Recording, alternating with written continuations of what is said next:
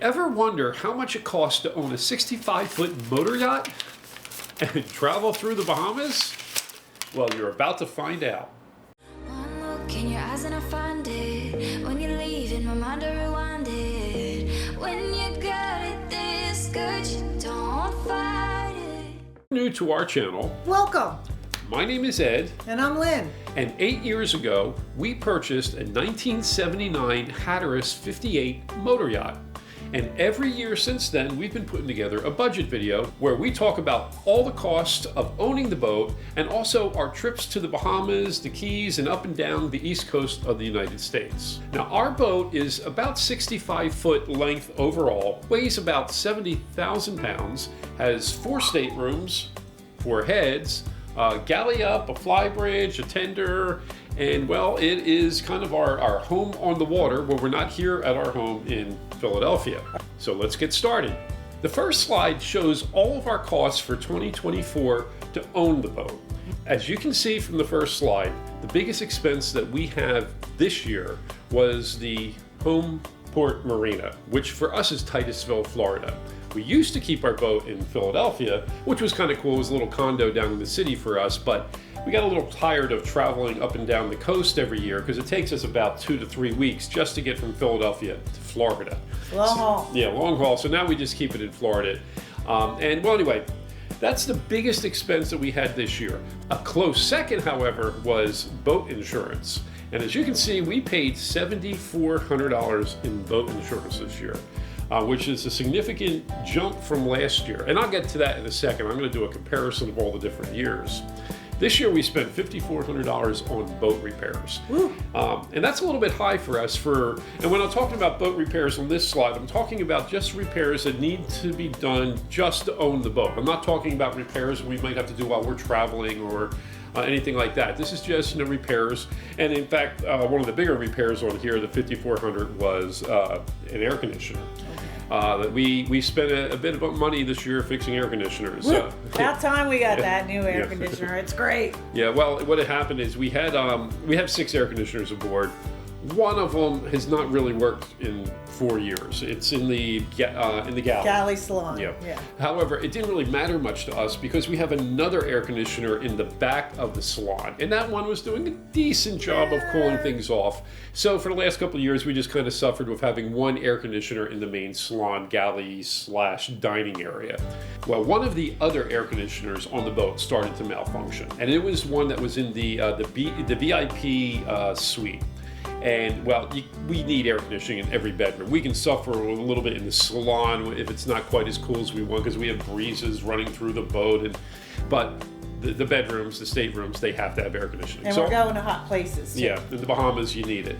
So we hired a company out. I usually fix everything myself, and I managed to fix these air conditioners several times over the years, and I can charge them up with the refrigerant and anything that needs to be done. But this one just had me baffled. It would not turn on the fan, and there was nothing I could do. I couldn't figure it out. I hot wired it for a little bit. That I just made the fan come on permanently. Anyway, we hired a company to come out and look at it, and they got it fixed. It wasn't too big a deal. They had to replace one of the circuit boards. And while they were there, I asked them about the one in the salon, which had not worked for several years. And they took a look at it, and it was toast. It needed to be replaced. The compressor was bad, and I was not going to replace a compressor on a 40-year-old air conditioner Because the system. price would have been basically the same for an air and conditioner. then the rest of the components were all old. Anyway, we decided we're going to put a new air conditioner in. And the issue was we were getting ready to leave for the Bahamas in about 4 days. And it just so happened that these repair guys had one in stock. And for me to order an air conditioner, get it in, install it myself, it just was not going to happen in 4 days. They had one in stock for another client that they were able to put off and sell me the air conditioner. So that's what we did. They came out the following day with a brand new unit. I think it's the Dometic titanium model. I forget the name of it. It's a real nice high-end air conditioner. It's in a previous video. Yeah, you can find it. But anyway, they installed that for us.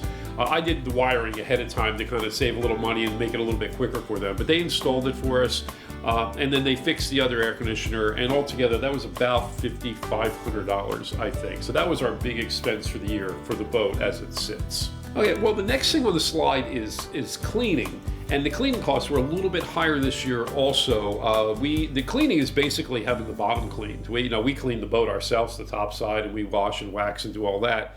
But I'm not diving down there and scraping barnacles every month. So we have a diver come out, and we had a bit of a problem. You can probably watch a previous video where we had some issues where we tried to go to the Bahamas, and the boat was so dirty we had to stop and kind of get an emergency diving guy out there to clean it again. Yeah, we had a coral reef. So all of that ended up being that we spent about $2,700, $2,750 on just bottom cleaning this year, which is an expense we didn't have, by the way, when we were in Philadelphia. We didn't need to clean the bottom there. It's basically brackish water. We leave the boat in the water all year long, haul it out to get something done, and it would be clean. Well, it would have like a little green algae on it, but that's it. It's something you can power wash off. Okay, well, anyway, in addition to that, we had some supplies, $300 worth of supplies, just little things that you need every now and then. Nothing really jumps out at what it was. I keep a little logbook, but little things. Total cost to own this boat and keep it in the marina in Titusville in 2024 was $24,303. That's a deal. Not bad. Now let me go to the next slide, and this is where I'm going to talk about the trip, because that was the cost just to own the boat and keep it there. The next slide is going to talk about how much money we spend doing our trip. And this year, the trip was a little bit shorter than it usually is. We were going for a little over a month, I think. We had some problems with our windlass pulling up the anchors, so we had to cut the trip short. One of the biggest expenses when you take a trip like we do is always going to be the fuel. And you can see we spent $5,112 on fuel this year. Next biggest expense is, of course, transient slips. We do anchor out a lot, especially this year we went to the Avicos, and we anchor out a lot in the Avicos, but still we spend a lot of time in marinas as well. Mm-hmm. In fact, this year we spent a week in Green Turtle at a marina because we were waiting out a storm. Amazing. So a lot of that $6,200 was for that stay. Repairs were $750. I mentioned that our windlass broke. It turned out it was the motor for the windlass, and that broke on the trip. So I'm classifying it as a repair for the trip, not a repair for the boat staying in the marina. It was just a malfunction on the windlass itself. It wasn't stress or anything. No, it just burned out. I don't know. It's a fluke. Yeah, it happened. Things happen, right? Now, the next is supplies. Supplies when we're on the road, that's really oil, that's rake oil filters, gaskets, spare belts, things like that. It was about $608. And then there's tips. Tips is basically whenever we show up at a marina, you tip the dock hands. And that was $300 this year. So the total cost for the trip came to $12,980. Which is actually like the cheapest trip we've had yet. And our next slide is probably going to talk about that. Well, actually, here, let me give you a slide that shows you the total costs for the year. So, as you can see, I totaled it up, the cost of having the boat in the marina and having the boat and taking a trip on it. And this is the combined cost of all those things. Marina, $8,400 still, transient slip, $6,200, fuel, $5,100, the repairs altogether this year, $6,203. Insurance, $7,400, cleaning, $2,750, supplies, $908, and tips were $300, which gave us a grand total of $37,283. And what was the fuel price at per gallon this year? Because I know it's very... Yeah, it wasn't terrible. It wasn't as bad as it was several years ago. I think it was less than the year before, but I don't remember the exact price. I know it was... 3-something. Yeah, often it was. And I think we were paying 5-something in the Bahamas. But, well, anyway, let me go to the next slide because I think this is kind of the more interesting one to me. What I have listed here is the cost of owning this boat over a 3-year period. You can see I have 2001, 2023, and 24. And the reason I don't have 2022 in here is because that particular year I did a sort of a budget video, but it was actually about owning a boat compared to owning a vacation home. And I did a cost analysis of that. And I put a lot of the budget information in there. And I thought, it's a little bit redundant for me to do a budget video. So that's why you see 21, 23, and 24. Now, if you look at 21 at Home Marina, that's back when we were in Philadelphia in 2021. And you can see it was $9,500 to keep our boat in Philadelphia. And it's even this year it was only $8,400 in Titusville. Now, that's a nice little savings. However, in Philadelphia, I did not have to pay the cleaning expense. And if you look at the cleaning down a few lines, you can see in Philadelphia it was $0. And then this year was $2,750. So really, when you add it all up, it does cost us more money to stay in a marina in Florida just because of the bottom cleaning expense. But it's so worth it. It is worth it because now if you go to the next line and you look at transient slips, in 2021 we spent $13,000 on transient slips, and this past year was only $6,200. Even last year, the year before, when we went all through the Bahamas and we did the Exumas and we did the Keys and all that, transient slips were still only $9,900. And the main reason for that is when we're in Philadelphia, we have to come down to Florida, and then we also have to go back to Philadelphia, and it's 1,000 miles each way. And although we do anchor out occasionally, we almost always stay go to a marina. Yeah, we're almost always at a marina on that trip. So that is why you see such a big difference in the transient slips, and why we save so much money now that we are in Titusville as opposed to Philadelphia. And you'll see that in the next line item there too is the fuel cost. For the same reason, you see that we spent over $17,000 in 2021 on fuel, yet this year we only spent $5,000. Now our trip was shorter, so maybe it's a little bit better to compare it to the year before where we spent $8,800, but still that's half the fuel cost. And it's half the fuel cost because it's 1,000 miles from Philly to Florida, and it's 1,000 miles back. So you got 2,000 miles. We get 0.75 miles per gallon. She's a thirsty girl. So it's close to 3,000 gallons worth of fuel. And, even at 5 something, and so you can see how that adds up. But most of the fuel cost was actually transporting the boat back and forth. Now, we had a blast. We loved going up and down the coast. But we did it half a dozen times. And after you do it enough times, we'd rather explore other things. So we keep the boat in Florida. Now we can get further in before hurricane season comes. Or at least go to uncharted waters. Yeah, we want to do different. We want to do different things. So, okay, well, let's see here. The next was repairs, and you can see this was a big year for repairs for us. It's basically because of the new air conditioner and then the motor for the windlass. Now, insurance is the next line, and that's a little bit odd. You can see in 2021 I was paying almost $7,300. Then it dropped down to $5,700. I don't know why. Actually, in 2020, it was only $5,000. So I went from $5,000 to $7,000, back down to $5,000, back up to $7,400 last year. And although I just got the bill this year, $9,400 for insurance. It's gone up again $2,000. So we're shopping that around. We got a good friend of ours and a fan of the channel is an insurance broker, and he's looking around and getting us insurance. So I'm looking forward to what he gives me, or the news he has for me in a day or two. Okay, cleaning. Well, we discussed that. $0 in Philadelphia, $2,750 in Florida. Supplies were less this year. That's mostly because we traveled less because the trip was cut short. Tips, same thing. The trip was short. Less people to tip, less people we see, so it's only $300. I think we tipped heavier this year, though. Yeah, probably when you consider the very few places, because in the Abacus we did anchor out a lot, so yeah, we probably tipped more on average, but it was fewer people to tip. So okay, $300. Now I'm not talking about tipping at restaurants or anything. I'm talking about flipping a 20 to the dockhand or the guy who's helping you fuel up the boat. Depending. Okay, so let's look at the totals here. In 2021, we spent about $52,000, dropped down to $37,000 in 2023 because we had moved the boat. And again, it was about $37,000 again this year. So this year and last year were very similar. You would think it would have been cheaper or more money because of the repairs, but because the trip was shorter and the fuel and the slips, it all came out about even. Now you can see in the next slide, I added a line called money cost. And I've discussed this in previous budget videos. Our boat, it's roughly a $200,000, $250,000 boat.